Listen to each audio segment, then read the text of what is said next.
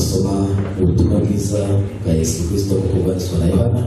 Injili ya Yohana ibice 16 umurongo wa 12 16-12. Ariko dusoma ijambo ry'Imana kwa ndipo tunasoma neno la Mungu. Naho soma mahali pamoja tu tutasoma, ariko twagenda dusoma ibice byinshi cyane, lakini tutaenda kusoma mahali pengine. Vuga uza kumfasha, Vuga atatusaidia.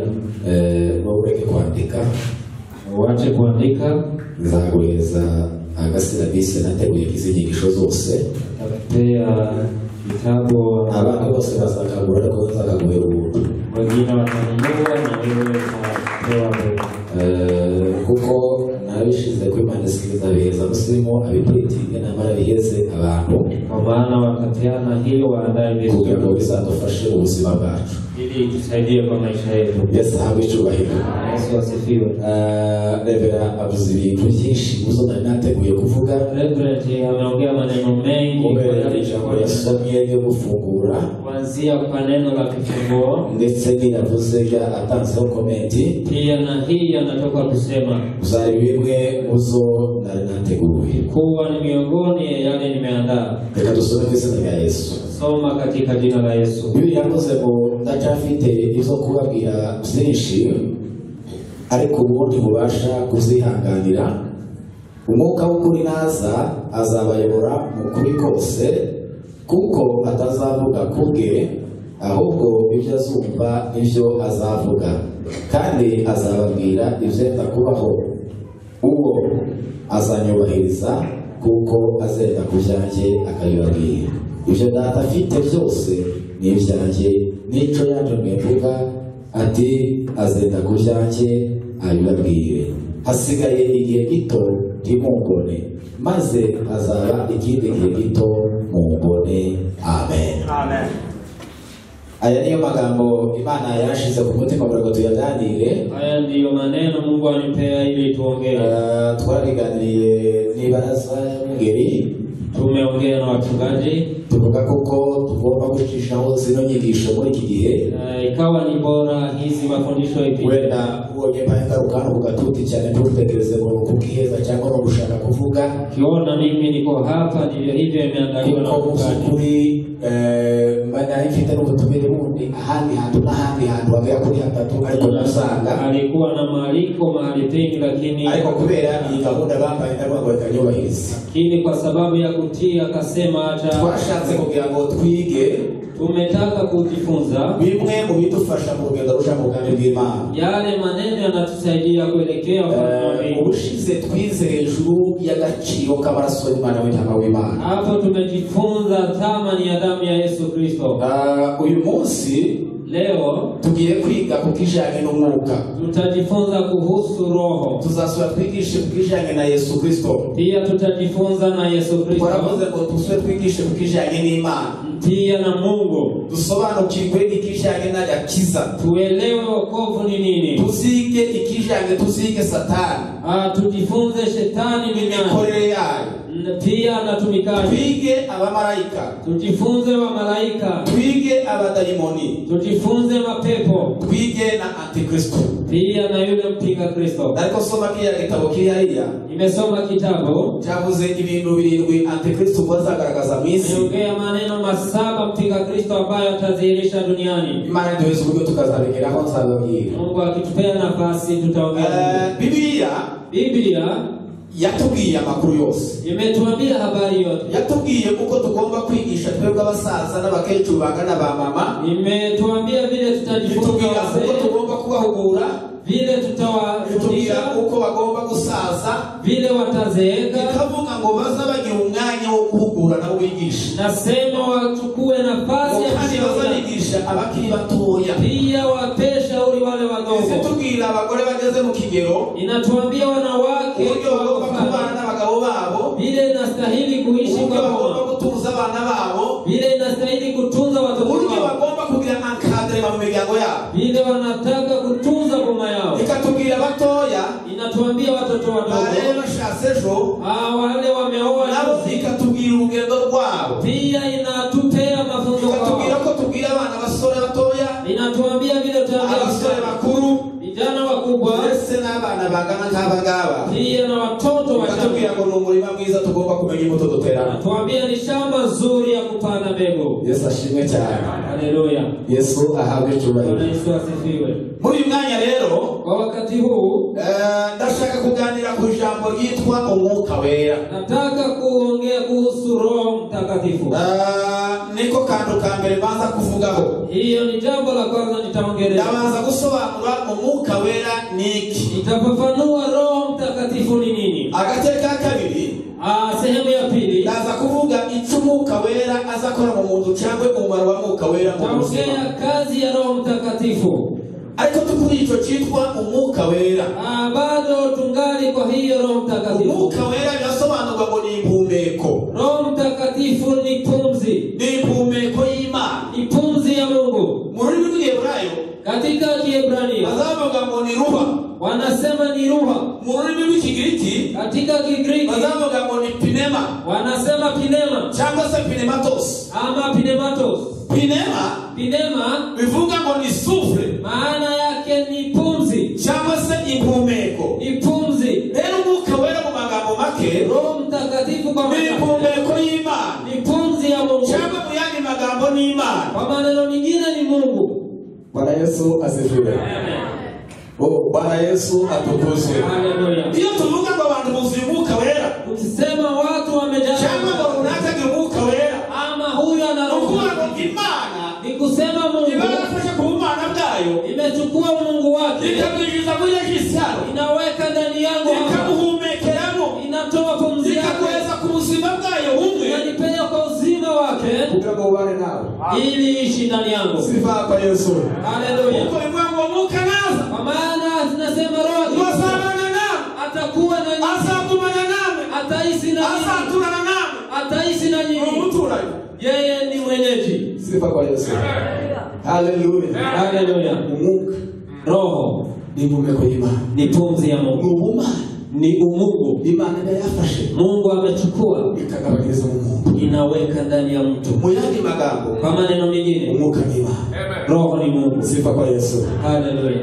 Haleluya. Amen. Nikamaze babwire amazina ya atatu y'umwuka. Acha niwaambie majina kama 6 ya Roho. Bahafi. Umwuka, Roho, ubundi bazawugeranya n'umuyaga. Inafananishwa na pepo. Umwuka witwa umuyaga. Roho ni upepo. Biblia ikatubwira mu ijambo ry'Imana. Biblia inasema ikavuga ngo uko umuntu atazabona umuyaga ntusugaragara. Vile mtu hawezi kuona kandi uzuba ngo ushaka. Na inavuma mahali na Biblia nayo mukumva guhuha kwayo. Na unasikia kuvuma tukabona mu bintu n'imirimo yawo. Unaona kazi zake. Ariko ngo ntawo umenya. Lakini huwezi kujua. Usobanura. Hawezi kujua. Aravuga ngo niko n'izuka bimera. Hivyo ndivyo. Ngo bizasobanurwa gusana abanyamuka. Ni kama abandi ndibo bamenyera makuru. Watu wengine hawawezi jua. Bayazi. Hawajui. Kuko n'umwuka. Kwa maana ni upepo. Tubiba. Hauna rangi. Si umutuku. Si wirabura. Si nyeusi. Si nyeupe. Tunatuba gusa guhuha kwayo. Tunasikia uko ni kuzumuka bimera. Hivyo ndivyo ilivyo. Sifa kwa Yesu. Haleluya. Haleluya. Amen. Gitabo cyakozwe n'Umwuka kabiri n'umurongo wa kabiri. Uje misezerano bisha niyo tukomeza gusoma cyane. Kabiri umurongo wa kabiri. Matendo ya Mitume 2:2. Aravuze ngo nuko umuriri ubatungura uvuye mu ijuru. Nuko umuriri ubatungura uvuye mu ijuru. Ataja ghafla toka mbinguni uvumi kama uvumi. Umeze kumuyaga uhuha. Rekera gucyo kandi uwo muriri ngo wari umeze kumuyaga uhuha cyane. Tena uvumi huo ulikuwa kama Yesu abwira abigishwa biwe. Yesu akaambia arabwira ngo nimugende murindire Yerusalemu. Ndani mkangoje Yerusalemu. Kwani mubara mutegereza icyo data yavuze. Kangoje lile baragenda ngo bategereza muri yanzu. Wakaenda wakangoje. Baragenda bararindira. Wakangojea. Umunsi wa 10 ari umunsi wa 50 ugeze. 10 wagaragara umuyaga.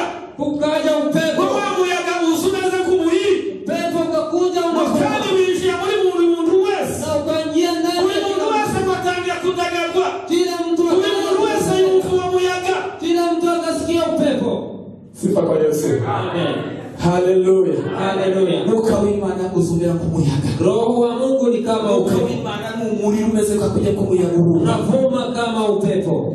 Bwana Yesu asifiwe. Haleluya. Nicyo bitumuzugira muri bamwe. Ndio maana ukifika ndani ya Mungu, kuko ari umuriro, kwa maana ni upepo, ugasanga kuramushugumisha akazashuguka katika imuruzi, anatetemeka, abantu ugasanga bahinduye nk'abasazi, bakaza biruka bakamera nk'abasazi, abandi bagacika intege bakamera nk'abakoreye, akazana n'ibakore kukarambuka, wanashindwa hata kuinuka. Oh haleluya. Amen. Oh haleluya. Haleluya. Pastor Ziggy nenda muzi twageze iwabo ahantu Bwana atukuzwe. Haleluya. Twageze ni Nyawarimba. Alifika huko Nyawarimba. Hari kumugoroba. Ilikuwa ni jioni. Baraza kudutega abantu bari bakudutega bari kukujiza kuwakaribisha.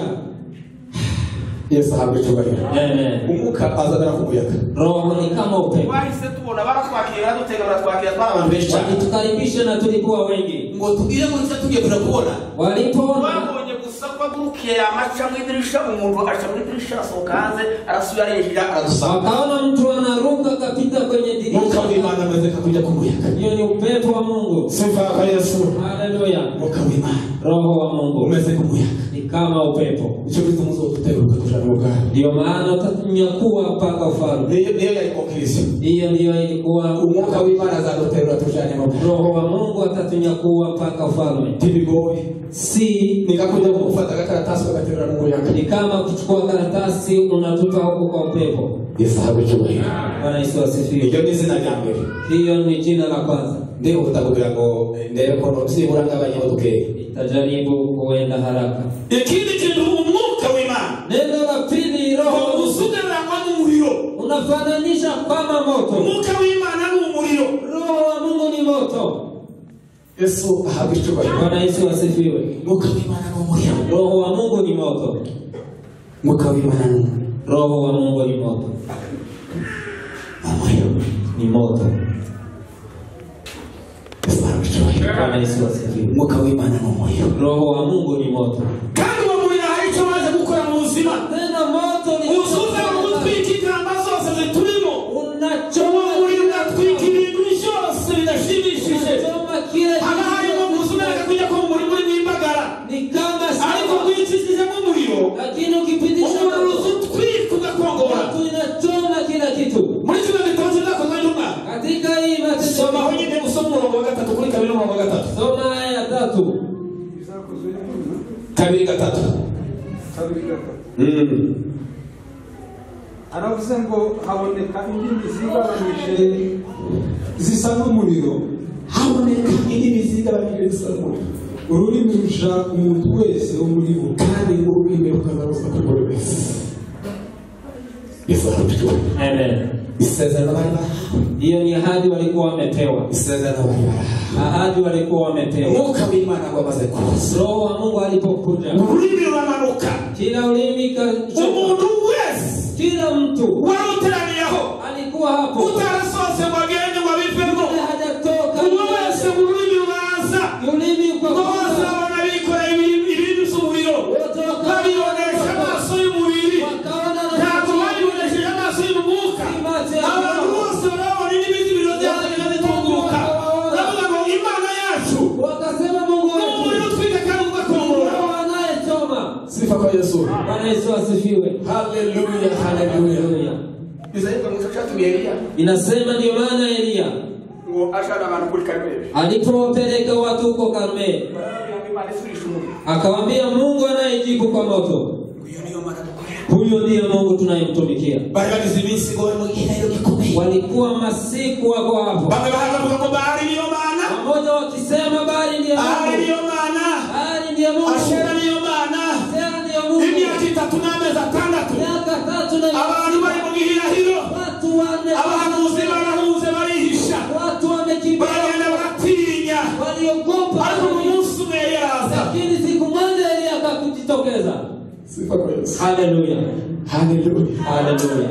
Yesu ahabwe cyubahiro. Bwana Yesu asifiwe. Umunsi umwe atarahishuka. Kabla ya kufichuka, Kuko umunsi yarishutseho yarishukanye imbabazi. wakati alifichuka alikuja na Ariko rehema, atarahishuka ngo umwami yamutumyeho. lakini kabla Babwira abasirikare bagenda batumugende muje kumufata. akamwambia askari enda mkamshike. Ngo Eliya avuga ijambo. Eliya akasema ndimba n'umugaragu w'Imana. Kama mimi ni mtumishi wa Mungu. Ngo mw'ijuru ubarye. Moto toka Umuriro w'Azarane atemos baravaho. ukawalamba Atuma bakabiri. wapili Atuma bagatatu. Yo baza komekiye bugufi babikubita hasi. Ngo twamenye ko ufite umwuka w'umuriro. Tumesema Eliya azayitwa ngo nabii wa moto. Ndio maana Isifa uzimuliro. Haleluya. Haleluya. Haleluya. Haleluya. Urabona tumuze tugende.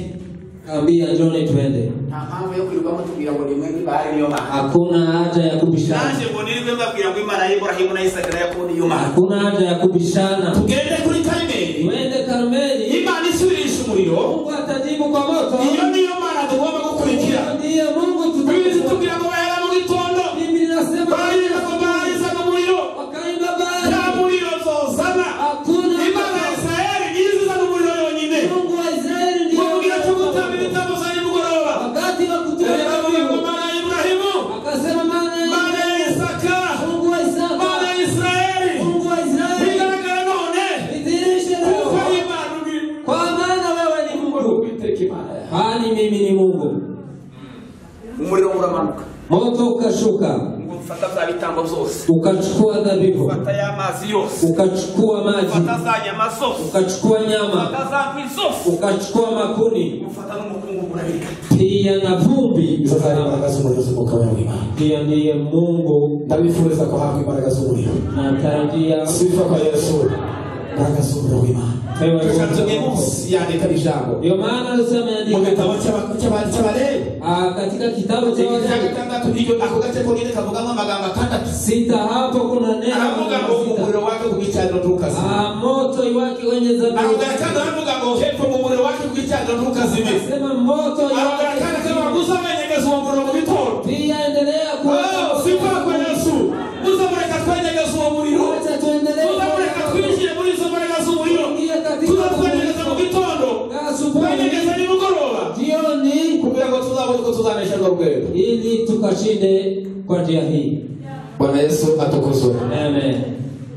Oh, haleluya. Haleluya. Ubundi umwuka wera. Na tena Roho Mtakatifu. Uzabitwa amafuta. Unaitwa mafuta. Umwuka wera witwa amafuta. Roho ni mafuta. Usomye urwandiko rw'Abaheburai. Ukisoma Waebrania. Igice cha 9. Igice cha 9. Sura ya kwanza aya 9. Hasome. Soma. Igice cha 9. Urwandiko rw'Abaheburai. Aravuze ngo kuko wakuze gukiranuka. Kuko wakuze gukiranuka. Ukanga ubugome. Ukanga ubugome. Nico cyatumye Imana. Nico cyatumye Imana. Ariyo Mana yawe. Ariyo Mana yawe. Igusiga amavuta yo. Yagusiza amavuta yo kwishima. Ikakurutisha. Kandi ngo ikurutisha bagenzi bawe. Zaburi 133 ku murongo wa mbere. Rero tusoma kwa kabiri. 133 ku murongo wa kabiri. Umurongo wa kabiri. Aravuze ngo bimeze nk'amavuta y'igiciro cyinshi. Bimeze nk'amavuta y'igiciro cyinshi. Yasuzwe ku mutwe. Yasuzwe ku mutwe wa Aroni. Agaterwa mu bwanwa. Aterwa mu bwanwa bwe. Mu bwanwa bwa Aroni. Mu bwanwa bwa Aroni. Agatembera. Rekera mutyo agasubira no ku bisozo byo ku myenda yiwe. Ushatse kubireba wareba Yohana wa 2, Yohana wa 3, ibice 2 umurongo wa 27 n'uwa 28. Biravuga ngo gusirwa mwasizwe n'uwe ngo ni kuguma muri mwebwe ntimuzagombera ubundi mwarimu. Muri Zaburi muri gitabo cya Samuel.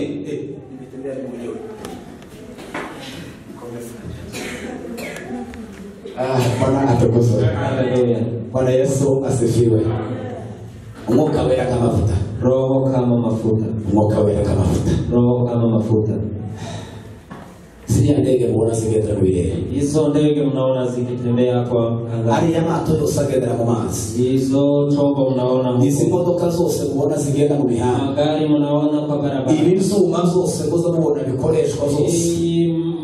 Vyombo ambavyo byose bikoreshwa n'ikintu cyitwa amafuta. Hizi zote hutumiwa na mafuta. Iyo mafuta yashize muri za byuma, mafuta ikiisha biza bikorogosha naho bikagira gute inaharibika. Uzarebe iyo abantu benshi umuntu ngo yarwaye kumubera cyumbagiye cyangwa basigaye atunganira mtu akigondeka ngo muri articulation ahantu hose muri articulation ahantu hose mahali viungo habamo amavuta ya mavuta yose agiye ahurira katikati kuna habamo ya mavuta muri wa monko kuna mafuta iyo ya mavuta amaze kurangira hiyo mafuta igufa igenda ikubita kurindi mfupa igufa yakubita kurindi umuntu agacumbagira akababara ariko iyo bisize amavuta lakini kama kuna mafuta sifa kwa Yesu iyo bisize amavuta kama kuna mafuta Yesu ahabwe cyubahiro na Yesu asifiwe ariko umuhanga wanditse ijambo ryiza mtaalamu ameandika aravuga ngo uko umuntu ngo wagaruze ngo bazaza kuroba amafi kama vile wavuvi wanaenda abigeranya n'abakristo akafananisha na wakristo aravuga ngo inyanja akasema bahari igereranywa n'isi ni kama dunia amafi samaki agereranywa n'abanyazaha ni kama wenye dhambi iyo turovye amafi tuyakuye mu nyanja toa samaki baharini azashika imusoza agapfa ikifika huko udongoni na kufa iyo abakristo bavuye mu zaha zabo bakuyiriye bari wakristo wakitoka bazashika mu nzu y'Imana bagapfa wanafika kwa nyumba ya Mungu kandi bakitwa bagapfa kuri za ngeso zose bari basanzwemo kwa tabia zile walikuwa nazo iyo urufi rwamaze gupfa ruvuye mu nyanja samaki ikikufa ikitoka bazabarushira mu isafuriya wanaweka kwa uwo sufuria muhanga aravuga ngo isafuriya ni itorero ry'Imana wakasema sufuria ni bazabazana umuriro wanaleta moto wa muriro hiyo moto aravuga ngo uruganda tuducishwamo hiyo ni industry ambayo bakazana amavuta wanaleta mafuta bagaterera muri rwa rufi wanaweka kwa samaki ya mavuta bakijira mu ngingo zose za rwa rufi mafuta inaingia samaki uko niko abakristo bafite amavuta y'umwuka wera hivyo ndivyo Kristo wanao mafuta ya Roho Mtakatifu. Bwana Yesu atukuzwe. Amen.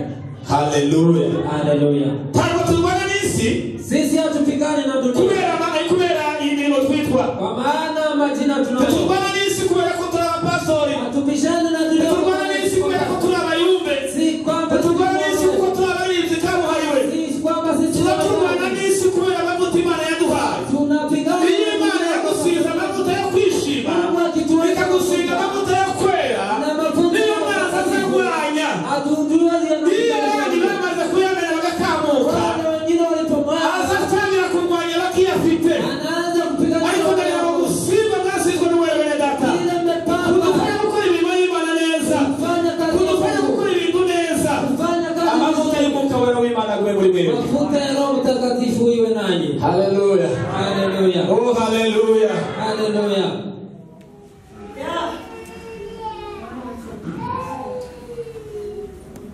Nakwambia ndio tunashitana. Nilimwambia referent tukifika hapa. Tufunge kushauri Imani. Mwache tunene ukweli wa neno. Kandi rimwe na rimwe hari ibyo tuvuga batekereza ngo nizo tuvuga ngo ntibizatubera ko izageza ku ntumwa. Mara kwa mara tunafikiria yale tunasema hayatatufikia. Ariko bizatubira. Yatatufikia tu. Kuna watu nimeambia ukweli kwa siku hizi. Nikawaambia hili neno silo. Kuanzia kujua Mungu mpaka leo. Hata tukiishi Nairobi. Hata tukiishi kwa kambi. Hili neno silo.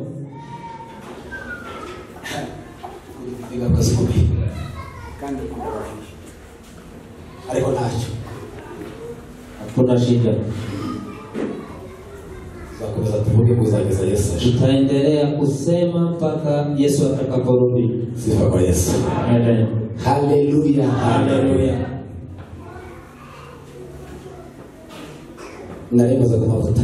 Nimeongelea mafuta. Sino yinjiramo zoba bigiye gukomera. Wezi ingia undani. Umwuka uzugera muri numa. Roho ni kama numa. Umwuka uzugera mwanili ya nyoni yitwa inuma. Ni kama hiyo ndege. Njiwa kama vile njiwa tu.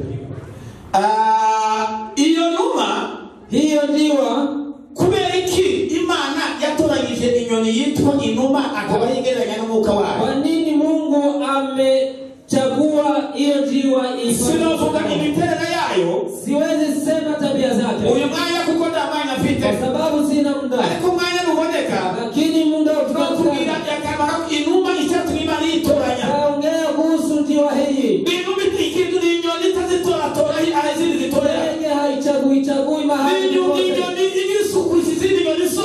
Ndege ina usafi, ina haraka kuliko zingine. Akasema maneno mengi.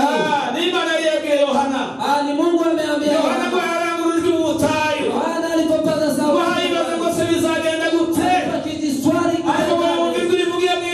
akasikia sauti. Huyu ni mtoto wangu. Ninamfurahia. Na nyinyi mkamfurahia. Kwa maana kinywa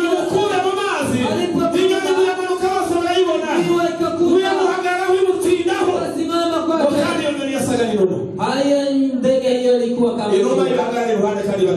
jiwe simame kwa nyinyi na ikae hapo. Haleluya. Haleluya. Sifa za Yesu. Bwana Yesu asifiwe. Nikanihute. Acha niharakishe. Ikindi kintu. Neno la pili. Umwuka wera azagenda mu kimenyetso. Roho ni kama ishara.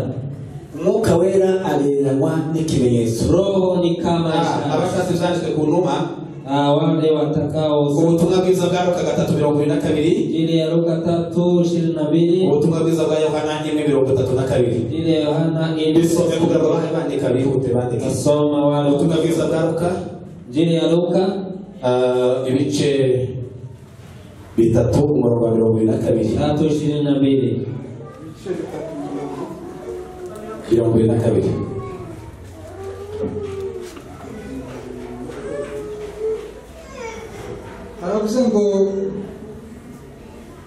aravuze ngo umwuka wera aramumanukira afite ishusho y'umubiri usa n'inuma. Umwuka wera aramumanukira afite umubiri usa n'ishusho y'inuma. Ijwi rivugira mu ijuru riti, ni wowe mwana wanje nkunda ndakwishimira. Amen. Yohana ubutumwa 1:32. 1:32.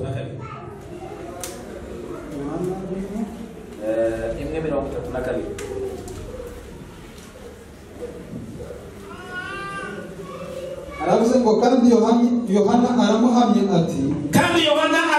ati, nabonye umwuka amanuka ava mu ijuru. Nabonye jewe Yohana neza narasibone, nabonye umwuka amanuka ava mu ijuru asa n'inuma, kandi uwo mwuka yasaga n'inuma, atinda kuri we. Amen. Yesu ahabwe cyubahiro. Iyo yamanutse ntaza kuvaho, akishuka hawezi toroka. Ninde abantu bose mwasomye agatabo kamwe wa mutu, watu wamesoma kitabu hicho. Iyo uwo mwuka wera yamanutse mu buzima bw'umuntu, Roho wa Mungu akiteremuka kwa mtu, hari ibintu bigera kuri 7 azakora mu mutima wawe. Mambo 7 anafanya. Ijambo rya mbere hazamurika mu izuba ry'agakiza. Kazi ya kwanza kunaangaza. Ijambo rya kabiri hazaza mu isake ikiyanika indani, na kuna kuja jogoo anaji. Ijambo rya gatatu hazaza mu kintu kimeze nk'ikengeri, ni kama kengeri inakuja. Ikintu cya kane, neno la 4, hazaza mu Biblia ikandikwa mu mutima w'umuntu. Unakuja Bible inaandikwa kwa roho ya mtu. Bwana Yesu atukuzwe. Amen. Oh, haleluya. Haleluya. Kuna yale inaandikwa kwa moyo, ile jiwe imekuja. Ikiingia mambo mengine yanaanza kutoroka. Mbwa inatoroka, nguruwe zinatoroka, hizo wanyama kavamo, imisambi kavamo, hiyo inatoroka. Sose bikirizo bisobanura mu buryo bw'ijambo ry'Imana. Ariko n'abasabira muri iki gitondo kugira ngo umwuka wera usa n'inuma, ili roho abatizeho ababeho, akae kwenu. Sifa kwa Yesu. Amen. Ikindi kintu nayivuze ni ikimenyetso. Neno la lingine ni ishara. Umwuka wera ni ikimenyetso Imana yaduhaye. Mungu ni ishara, Mungu amesema. Ikimenyetso, roho ishara, ni ikintu gitandukanye n'abandi. Ishara ni lile linatutenganisha na wengine. Umuntu iyo yambaye agapeta kaka, mtu akivaa pesa kazaka gutandukanye n'abantu batari bashaka, anamtofautisha na wengine. Ikimenyetso ugendana, ile ishara gutandukanye n'ubuzima te, inakutofautisha maisha yako. Ikimenyetso ugendana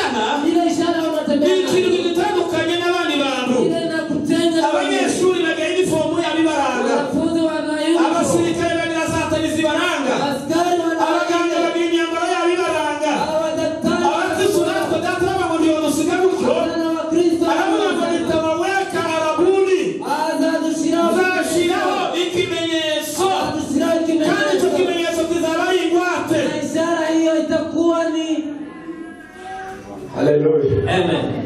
Oh, hallelujah. Hallelujah. Kitabu cy'indirimbo za Salomo. Nyimbo ulio bora. Yaravuze mu mukobwa yamwise umuhanga. Akasema alikuwa ni mtaalamu. Umunyabwenge. Alikuwa mtaalamu. Aravuga data icyo gusaba. Akasema na aravuga ngo ushira mu gituza cyawe. Bavuga ngo bintu ikimenyetso. Ushira ikimenyetso gikomeye. Ikimenyetso gitandukanye n'abisi. Umugabo w'Imana ikimenyetso. Hari abantu bakwigana ibintu byinshi. Ariko ntukigane umwuka wawe uzirinde. Uzirinde kwigana umwuka wawe. Sifa kwa Yesu. Hallelujah. Oh, hallelujah. Amen. Uzureka nazo za gukoresha ibikomeye. Wacha kutumikiza.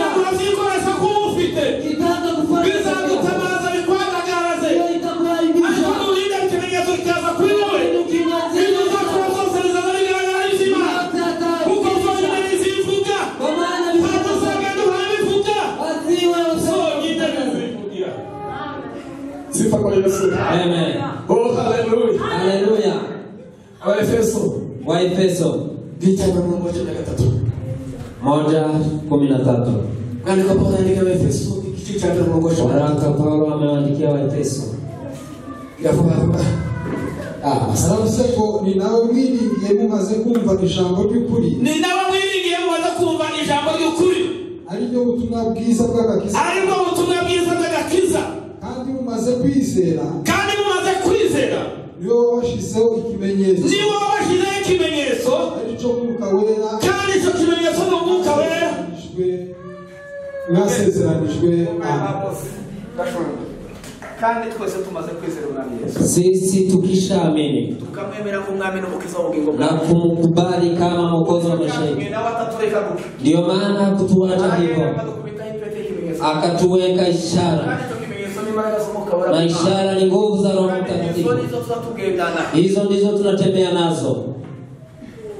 Yesu ahabwe icyubahiro. Yesu asifiwe. Yesu ahabwe icyubahiro. Yesu asifiwe.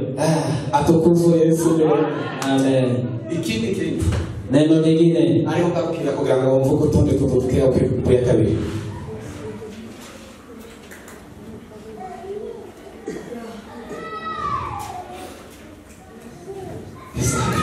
Bwana Yesu asifiwe. Karama zake Roho usitugawie Bwana, na wagonjwa uwaponye wote wakuone Mungu wangu, Mungu wangu, mudimine roho yangu mioyoni mwetu Bwana, utimize kazi yako. Yesu ahabwe icyubahiro. Data ahabwe icyubahiro. Yesu asifiwe. Kindi Neno lingine. Mwuka Wera agereranywa n'amazi. Roho wa Mungu ni kama maji. Mwuka Wera agereranywa n'amazi. Anafananishwa kama maji. Maji. Nicho kiza gituma mubona tugenda tukaza kubatiza abantu mu mazi. Ndio maana mnaona tunabatiza watu. Gusa ubu abantu bari kumenya icyo babatijwe. Watu hawatambui. Ariko burya iyo tubatije umuntu mu mazi lakini tukimbatiza kwa maji ngo turandise umuntu wa kera mu rwa y'abana. Na maanisha tunamweka utu wa kale. Tukaba tuvuze ko avukanye umuntu mushya. Tunamuinua mtu mpya. Kandi ngo akabafanye sasa tukabihabari. Anakufa na akasuka undi muntu mushya. Anafufuka. Ariko Yesu ngo abivuga. Lakini Yesu hariya mu butumwa bwiza bwa Yohana katika Injili ibice 7 mu murongo wa 37 aravuga ngo umuntu wese unyizera, kila mtu aniamini, umuntu wese unyemera, kila mtu aniamini, umuntu wese wizera izina ryanje, umuntu wese unyizera, yule aniamini. yasanze ngo abayuda bagowe, aliwakuta Wayahudi wagowe. Sifa kwa Yesu. Amen. Ariko nimukubona abantu bagowe muri isi, lakini ninawaona watu wana shida siku hizi.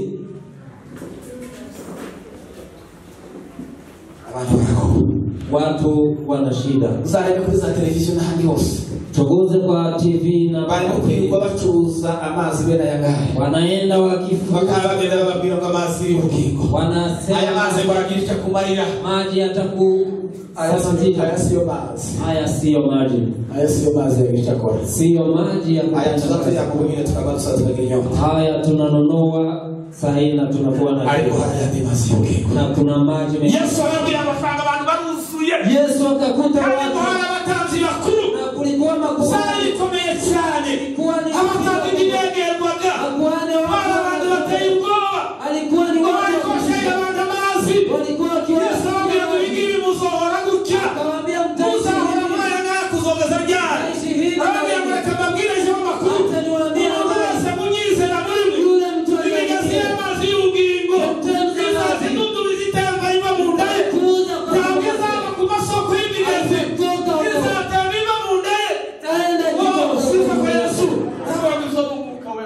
hizo ni roho wa Mungu.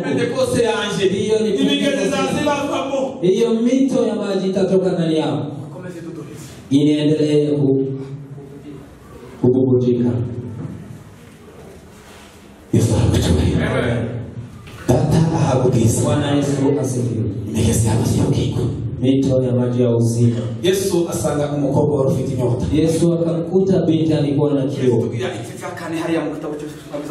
Kwa Injili ya Yohana sura ya 4. Usomye igitabo cyose. Ukisoma hapo. Haleluya. Bwana Yesu asifiwe. Haleluya. Haleluya. Umukobwa na namutekereza nabi yabinembe. Nimefikiria binti huyu Biblia inasema ariko bibemera kubivuga hano kwa Yesu. Uyu mukobwa, huyu binti yatubira kuko yari afite inyota. Biblia inasema alikuwa na kandi ngo akaba afite inyota ya mazi. Na alikuwa na kiu ya maji. Yari yagiye kuvoma. Alikuwa ameenda kuchota. Amateka atubira kuko bavoma bose mu wa Israeli. Historia inatuambia watakao chota bavomaga nimugoroba. Walikuwa wakienda kuchota jioni. Abandi bakavoma mu gitondo. Na wengine asubuhi.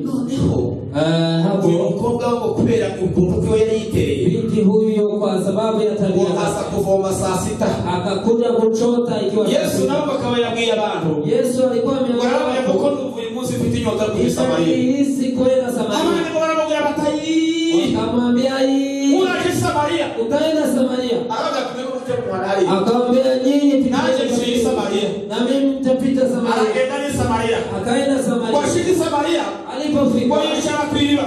Akaketi hapo kwa kisima. Aisha akaketi. Umukobwa barazani kibindi ciwe. Akakuja na mwana kulijaliwa. Na yeye akakuja Yesu kwa mukobwa hayavoma. Yesu akamwona. Wanavoma. Akachota Yesu akamwegera. Yesu akamwambia wa mukobwa we. Akamwambia wabaye kumazi. Nipe maji. Naje ndageshiri guheza. Na mimi nitakupatia maji.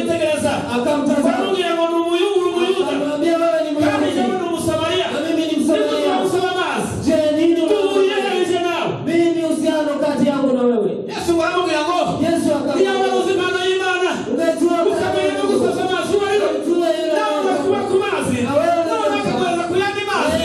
Utasoma lakini kugiwa kukuwa na kiu tena. Kuna wewe ufitinyoto. Na tena una kiu.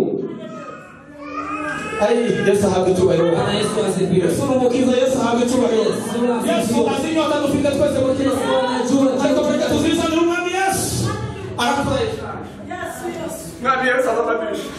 Zanyo tazidi zose dufite zo mwisi. Hizo kiu zote tunazo. Yavuze ngo zahoranza kwibwa ry'isi. Mimi naenda kwa kisima cha dunia. Nikitaka kunywa Komaze gasunzu umutima kungiye gupfa. Amabona ni Yesu mpaka wenyine. Ni Yesu mwenyewe anaweza nichibisha.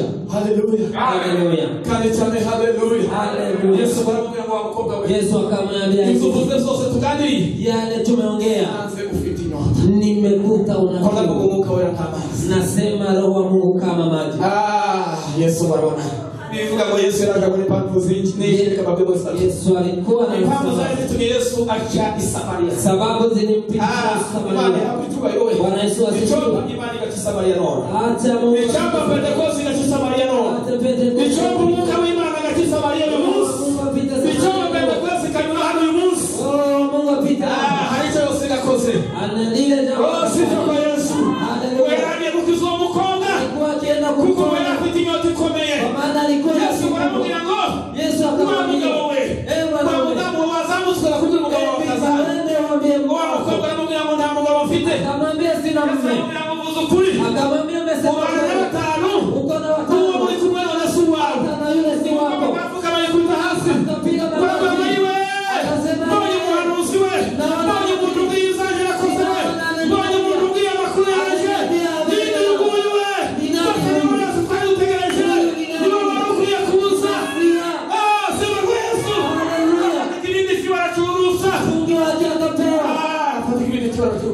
akapata mtoke wake akaushika. Waliukanga. Akakimbia. Aliukanga. Akakimbia. Kama huyu mkubwa alikomeye. Alikuwa Alipofika umuhana. Alipofika kwa Pentecoste ni chiwao. Pentecoste pita. Nimegazia mazimu kikoni chiwao. Ito ya maji. Ito wabagamo chose. Ile uzavuga abantu bazakumva kuko bahinduriwe uzaba muri umukobwa ahinduka misiyoneri urabwira ngo nimuze mwese muze kureba abazamanuka kw'iriba siba kwa Yesu abahageze walipopita kisimani Yesu akawaambia wakati unakuja kandi kirasohoye tena unatimia wasenga data watakaomba Mungu bakaba kumusengera mu mwuka waombe kwa kweli kwa maana Mungu wayisenga bakaba kuisengera na wale kuomba wataomba kwa roho. Sifa kwa Yesu. Haleluya. Sifa za Yesu. Haleluya. Yote ni Yesu mwisi. Kiu ni nyingi dunia hii. Ariko ni Yesu hasa wengi. Lakini Yesu ndiye anatosha.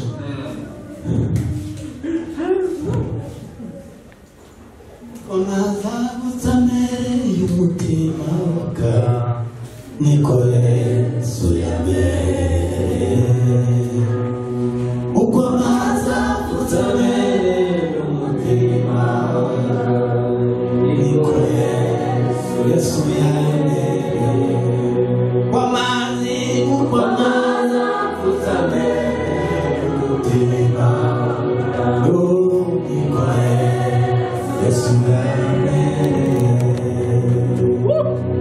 ukwamaza kusamere y'umutima Yesu Yesu ukwamazi kusamere y'umutima niko Yesu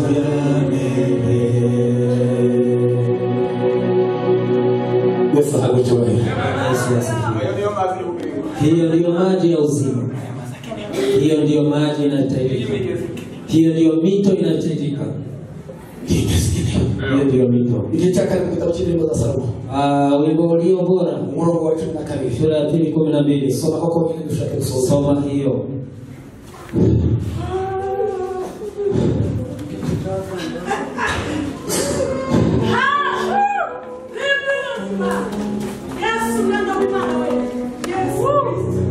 Kwa maza kusamere y'umutima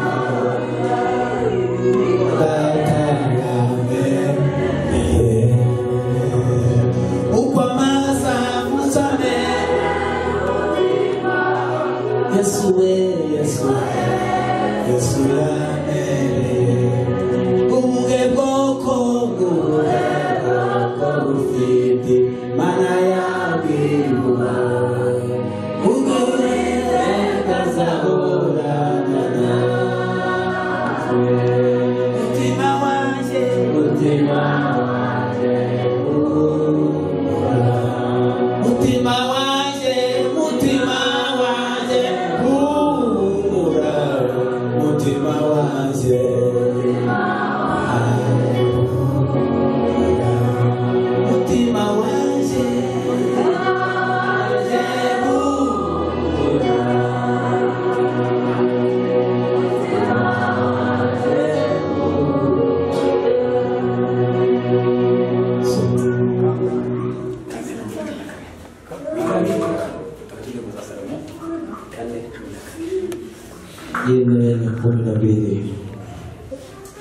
Aravusengo mushiki wanje we mugeni wanje kandi mugeni wanje uri umurima uzitiye n'isoko yasivye reka guti muri soko isivye bakristo benda nawe mushiki wanje kandi mugeni wanje muri kristo bagito Huyo na Kristo ni mwagitwayo. Aravuga ngo yewe mushiki wanje we kandi mugeni wanje. Aravuga ngo umurima uzitiye kandi uri soko y'amazi abeshaho. Uri soko itaratonge, uri soko nziza, uri soko y'amazi, uri umugende w'amazi abeshaho. mara dufashe duhinduke isoko nziza kandi duhinduke iriba rizitiriye iriba ritatoke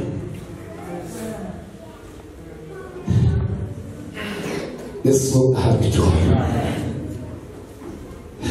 Yesu ahabwe icyubahiro. Bwana Yesu asifiwe.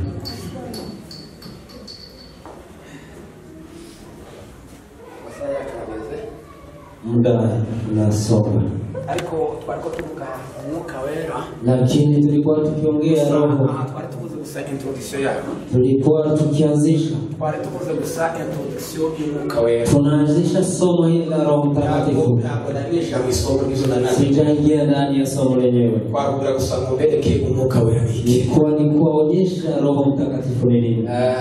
Yesu ahabwe icyubahiro. Bwana Yesu asifiwe. Yesu ahabwe icyubahiro. Bwana Yesu asifiwe. Mu ngingo imwe gusa reka yumvuga yo binani nsorezaho, Kwa sehemu moja tu ivuga ico umumaro rero umwuka wera waje gukora, kazi ya Roho Mtakatifu, ikintu cyambere mu bintu yaje gukora, na kazi ya kwanza ibindi tuzagenda tubiganiraho, ingine tutaenda tukiongea. Yesu ahabwe icyubahiro. Bwana Yesu asifiwe. Mwuka wera muyageze mu Roho wa Mungu akifika ndani ya mtu, mwuka wera iyageze mu muntu, Roho Mtakatifu akifika ndani ya mtu, asasa na mwimbaraga, analeta nguvu, asasa ni mbaraga, analeta nguvu. niba narije kuvuga pastor yakuze, Hapo ndipo umwuka wera iyageze mu buzima bw'umukristo, Roho Mtakatifu akifika asasa imbaraga, analeta nguvu. Yesu arababwira, Yesu akawaambia, ni ukabandikaga utemeza kozo n'intumwa, ndiye alikuwa ni avuga amakuru akomeye ku gice cya mirongo umunani, aravuga icyakora muzahabwa imbaraga, umwuka wera bamanukira, muzabaga bo kumpamya i Yudaya n'i Samariya no kuzageza ku mpera y'isi, icyakora muzabagabo, umwuka wera bamanukira atawapea nguvu, azabaheza imbaraga zo kubatinyura, azabaheza imbaraga zo gukora itangaza, azabaheza imbaraga zo gukora imirimo za kufanya kazi. Bwana Yesu atukuzwe. Amen. Azabaha imbaraga, Atawapa nguvu. umwuka wera azabaha imbaraga. Roho Mtakatifu atawapa nguvu. Imbaraga ni iki? Nguvu ni nini? Nasomye umugabo w'umuhanga wanditse neza, Nimesoma. yavuze ngo imbaraga, Amesema nguvu avuga ngo ni ubushobozi bw'Imana bw'umurengera, ni uwezo wa Mungu, ngo ni ubushobozi bw'ikirenga Imana izivuga, ni uwezo wa Mungu, ni ubushobozi bw'ikirenga Imana izitiriza abakristo, uwezo wa ni Mungu, ubushobozi bw'ikirenga Imana iziguha, uwezo ikamugushira amaboko kuvuga ijambo ry'Imana, ni ubushobozi bwe yagutije, kuza kuririmba n'ubushobozi bw'Imana, kuza kutubitura n'ubushobozi bw'Imana, n'imbaraga z'ikirenga zigushoboza gukora umurimo w'Imana, saidia kufanya kazi. icyakora muzahabwa imbaraga, Lakini mtapewa nguvu. umwuka wera amanukira, Roho Mtakatifu akishuka. Yesu ahabwe icyubahiro. Amen. Yesu ahabwe Bwana icyubahiro. Yesu asifiwe. Zaburi ya 3, Zaburi ya 103 umurongo wa 3 n'uwa 4, aya ya 3, baravuga muzasubiza mu imbaraga, muzasubiza mu imbaraga nshya, mtiwa nguvu maze imbaraga kujya kwizikisha, imbaraga zikomeye ngo zimaze nk'inyoni y'ikizu, izo mbaraga bizera bazasubizwamo, kama hizo nguvu izo nizo mbaraga z'Imana dukeneye bene data. hizo nguvu tunahitaji. Ibibembe bine Walemavu bitabwa inyuma y'ingando, wakatupiliwa baravuga ngo nyuma, muzagende muzagwa iyo, wakawekwa nyuma ya lango. reka kubwira Acha niwaambie, gutwarwa n'umuryango wanyu, kutupiliwa na familia yenu, ugatangwa n'umugabo wawe cyangwa umugore wawe, kuachwa na mume wako ama ugatangwa bibi, n'abana bawe bakakureka, na uachwe na watoto wako, ugatangwa n'imiryango yose ikaguhereza na akato, uachwe na familia zenu. ntibirasobanura ko Imana itagutiza imbaraga. Hiyo haimaanisha kwamba Mungu Sifa kwa Yesu. Uko waba uri n'umuntu waba utamenyekana, vile ulivyo nubwo no mu itorero ryahoreye ngo tutakuzi, kama niko umwanditsi yavuze, ababa nubwo batatuzi. hata kama watutabui. Anje yako wapi? nubwo batatuzi. Abrahamu nubwo atubwira gute, atotumenya aho Israeli nayo byitwebere, ariko ngo datatuzi. Sifa kwa Yesu. Amen. Haleluya. Haleluya. Hata ndugu zako hawezi kutambua, hata dunia haikutambui, hata watu wakubwa hawakutambui, lakini kuna yule anakujua vile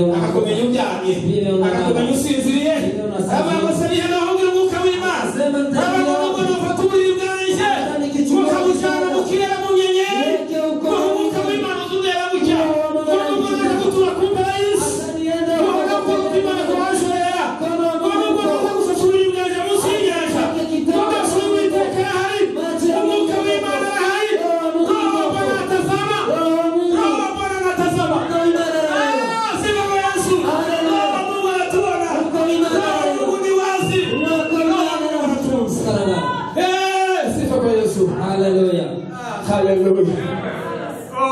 Haleluya. Mani wafashe bene data. Mungu awasaidie. Mani baheze umugisha. Mungu awabariki. Mwuka w'Imana akomeza gukora ibintu muri twe. Roho wa Mungu aendelee kutenda kazi. Urugendo twafite umwuka w'Imana. Safari hii hatuwezi bila Roho Mtakatifu. Hii ni safari ngumu sana. Birasaba kuko dukundana. Inahitajika tubabarana. Tusameheane. Birasaba kuko tushana mu rugendo nk'abavandimwe. Tuwabatane kwa safari hii. Kugira ngo tuzagere mu bwami bw'Imana. Ili tukafike ufalme wa Mungu. Roho wa Mungu ni nguvu. Azaduha imbaraga zo kubasha kwihanganira Atupea nguvu za kuvumilia. Azaduha imbaraga zo kubasha kubana mu mirimo. Atupea nguvu za kuvumilia. Tugiye mu giterane cy'abagore hariya. Ametuambia mtumishi wa Mungu hapo. Atubwira ngo suko mu itorero ntuyemo.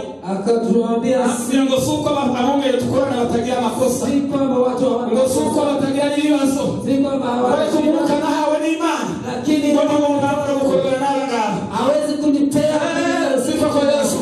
Amen. Nguvu za Mungu ziwashukie. Nguvu za Mungu ziwashukie. Icyakora gusahabwa imbaraga. Labani imbaraga zabashoboza gukora umurimo w'Imana. Mungu atawawezesha. Imbaraga zabafasha gukurira Imana. Mungu atawawezesha. Imbaraga zabafasha kubiririmba mu bwenge. Mungu atawawezesha kupiga keyboard. Izo mu bwenge zabafasha.